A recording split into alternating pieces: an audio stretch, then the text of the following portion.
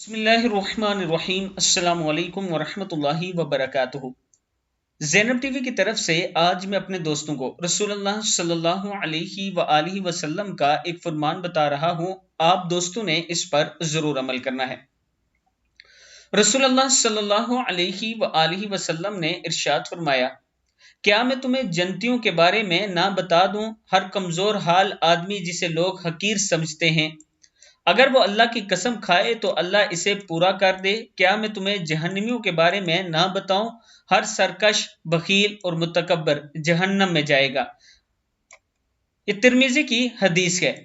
یہ رسول اللہ صلی اللہ علیہ وآلہ وسلم کا فرمان ہے کہ جو حقیر لوگ ہیں، جنہیں لوگ کمتر یا کمزور سمجھتے ہیں، لیکن وہ اللہ کی قسم کھاتے ہیں تو وہ اسے پورا کرتے ہیں اور اللہ بھی ان کی قسم پر ان کا ساتھ دیتے ہیں۔